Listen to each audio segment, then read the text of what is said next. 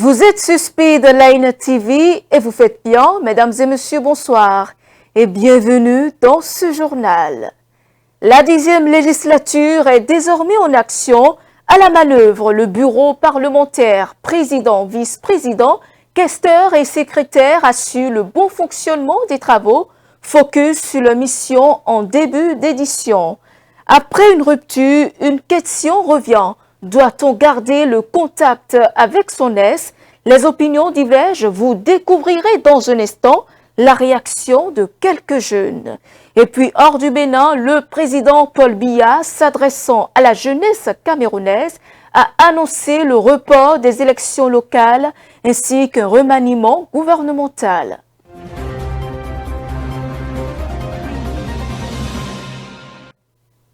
Plongeons dans ce nouveau chapitre de l'histoire du Parlement.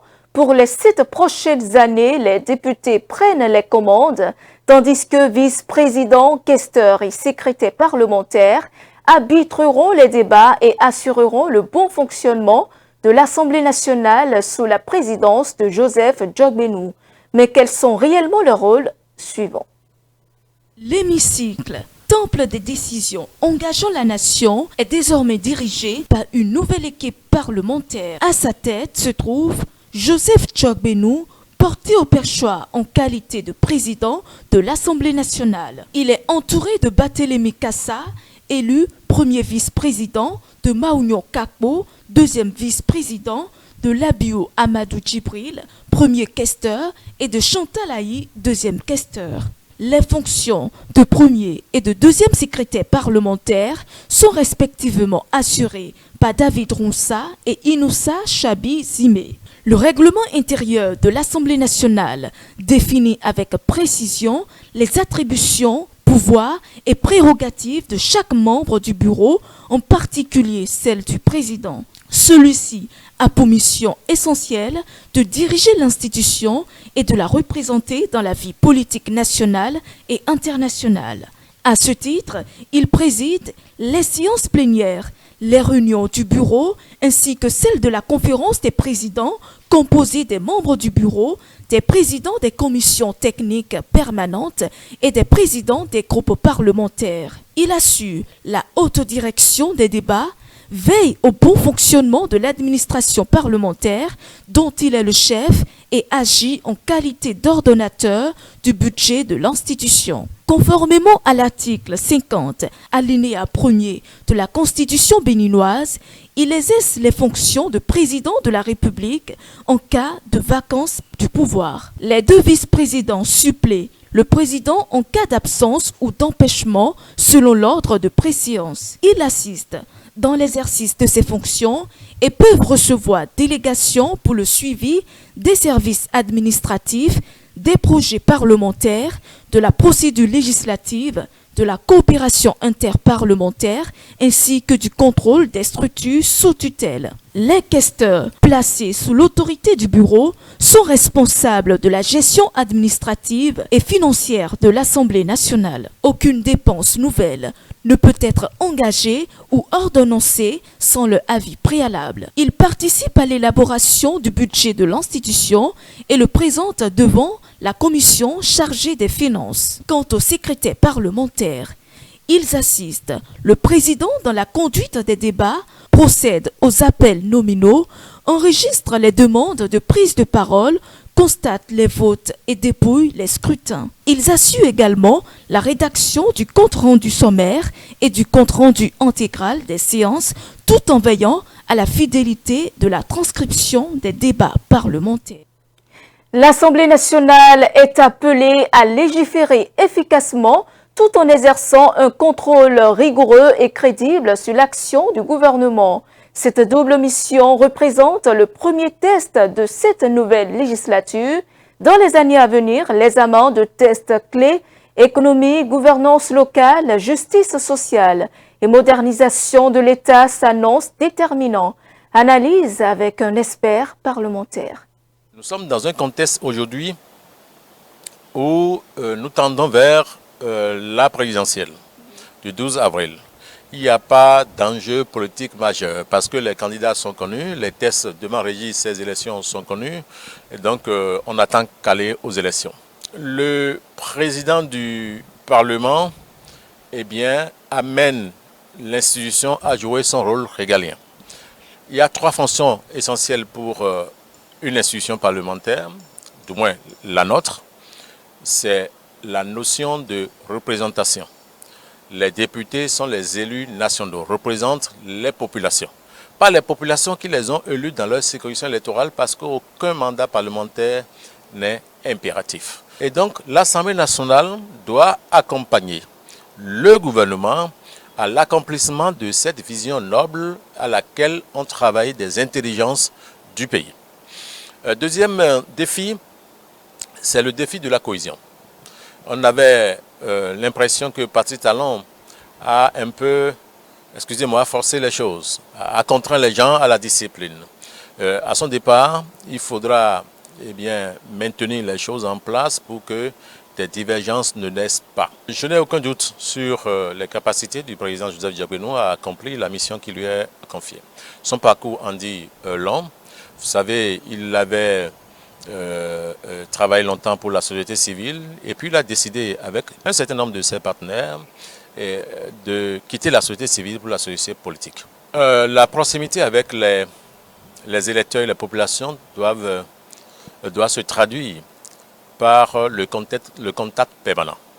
La reddition des comptes se fait déjà, mais il faut peut-être démultiplier ça et séquencer ça, et même introduire cela dans le calendrier parlementaire pour que régulièrement on puisse aller rendre compte aux populations. Les populations ne demandent pas grand-chose. Les populations savent qu'aucun député ne leur donnera le repas du soir. Les populations savent que c'est de leur propre force qu'ils vont bien souvenir à leurs besoins. Mais elles ont envie qu'on les écoute. Elles ont envie que ce qui pourrait être des difficultés sur le plan des infrastructures socio-communautaires puisse être levé par un texte de loi ou par l'intervention d'un député. C'est tout. Le Sénat béninois tel que forgé répond aux exigences de paix interne, au vu de tout ce que nous avons connu comme soubresauts politiques, soubresauts sociaux. Et donc, c'est une institution de pacification de la nation. En tant que telle, je ne vois pas d'anicroche entre le Sénat et l'Assemblée nationale, puisque l'Assemblée nationale n'a perdu aucune prérogative anciennement qui lui était reconnue. Des choses ont manqué à cette démocratie sous Patrice Talon. Tout dépend des contextes, tout dépend de la perception de chacun et de l'angle dans lequel on se place. Les interprétations ne peuvent pas être les mêmes choses. S'il pense qu'il y a des choses qui ne sont pas très bien sur le plan de l'application des principes démocratiques, il s'agit de simplement changer le rapport des forces pour que ce qu'ils pensent puisse être corrigé avec la nouvelle majorité qu'ils auront constituée. C'est ça. Quittons à présent l'hémicycle pour aborder un sujet de société. Après une rupture, faut-il couper tout contact ou rester en bon terme avec son ex? Une question qui alimente régulièrement les discussions sur les relations amoureuses. Si certains réussissent à préserver une amitié, d'autres peinent à dépasser les blessures et les silences. À Cotonou, des jeunes se sont prononcés sur le sujet. Suivons-les. Garder contact avec son ex n'a rien de mauvais parce que en vrai, à la base, vous étiez des amis. Et donc du coup, juste à cause de quelques différends de relations, vous n'êtes plus ensemble. Mais c'est pas que la vie s'arrête comme ça. Tu en auras besoin d'elle pour d'autres choses. Parce que on dit que dans la vie, on construit les relations aussi pour graver des échelons, genre pour avancer. Donc je me suis dit que il n'y a aucun problème à garder contact avec son ex.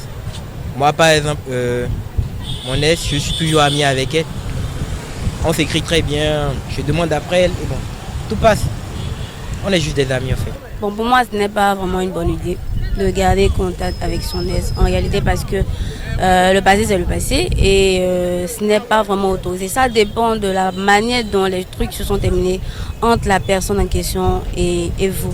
Sinon personnellement, moi par exemple, mon ex, je n'ai pas gardé, j'ai gardé le contact avec lui juste parce qu'on s'est compris et on s'était dit que bon, ce n'était plus vraiment compatible entre nous deux, donc on a dû arrêter. Mais il y a certaines personnes, ce n'est pas normal de continuer à garder contact avec son ex parce qu'on crève le feu de l'amour peut se réveiller et les mêmes erreurs peuvent se reproduire.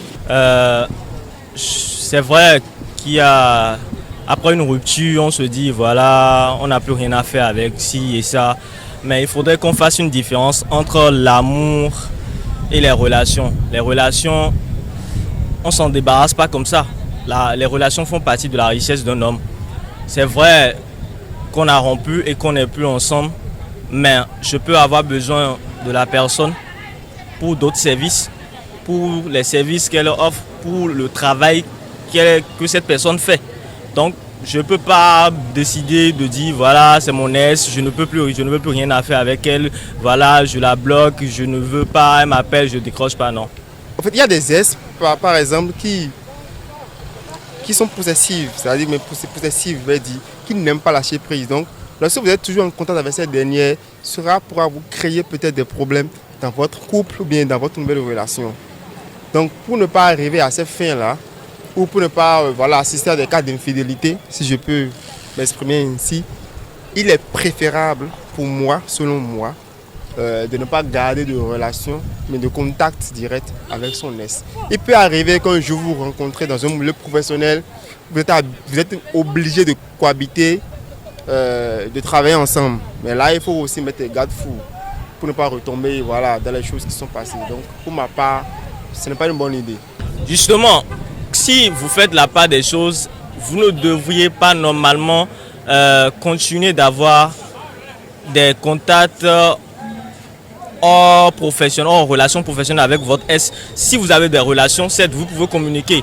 Elle peut vous appeler pour un service. Je dis juste pour un service, pour un truc, pour demander quelque chose. Mais elle ne peut pas vous appeler par contre parce qu'elle ne se sent pas bien, en tout cas, tout ce qui va avec, toutes les autres choses qui vont avec, ça s'arrête là. Mais elle peut vous appeler parce que voilà, il y a un souci, elle a un souci dans votre domaine. Par exemple, je suis développeur web, full stack. Elle peut m'appeler parce qu'elle a besoin d'une application. Je vais dire c'est mon ex, je ne vais pas intervenir. Non, moi j'ai besoin d'un marché, donc je prends le marché. Le reste, ce qui concerne relations amoureuses, tout ce qui concerne, ça ne me concerne plus. Il n'y a pas d'amitié entre un ex. Il n'y a pas d'amitié. On peut demander de ses nouvelles, mais pas d'amitié. Le fait d'écrire avec la personne à chaque fois, c'est en quelque sorte, vous ne l'avez pas oublié, vous êtes toujours là à vouloir essayer d'arranger les choses. Mais si c'est vraiment un ex, je ne conseille pas qu'il y ait vraiment un échange assez profond. Jusqu'à parfois, on va jusqu'à dire, on s'écrit tous les jours. Non, je ne crois pas que ça soit une bonne idée. Le mieux à faire, c'est on y écrit. Peut-être dans un mois, une seule fois, c'est suffisant pour garder contact avec un ex. Mais c'est conseillé de ne pas vraiment prendre contact avec un ex.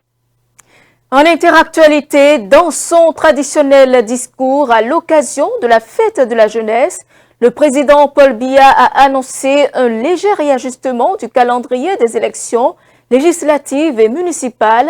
La convocation du corps électoral était pourtant prévue ce mois de février. Ces scrutins initialement attendus l'année dernière avaient déjà fait l'objet d'un premier décalage avec une reprogrammation annoncée pour début 2026. Le reportage.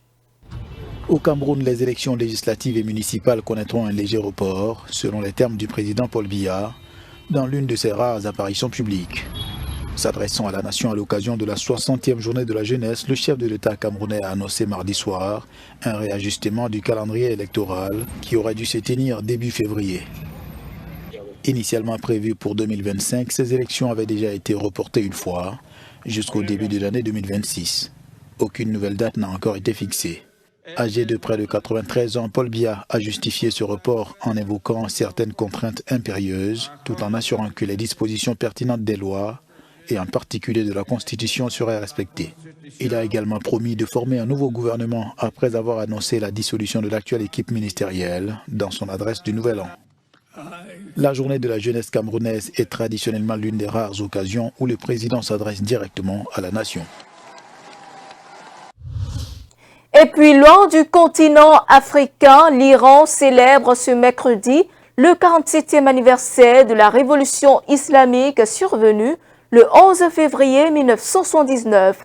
Un anniversaire organisé dans un contexte particulier, marqué à la fois par des négociations en direct à Oman avec les États-Unis et par des manifestations antigouvernementales réprimées dans le sang qui ont débuté fin décembre. C'est après moi.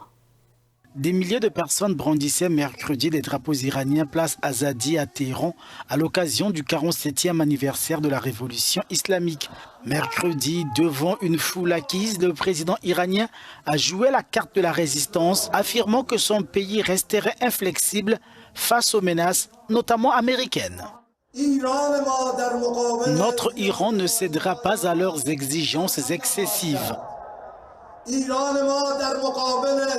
Il ne reculera pas face à l'injustice et à l'agression.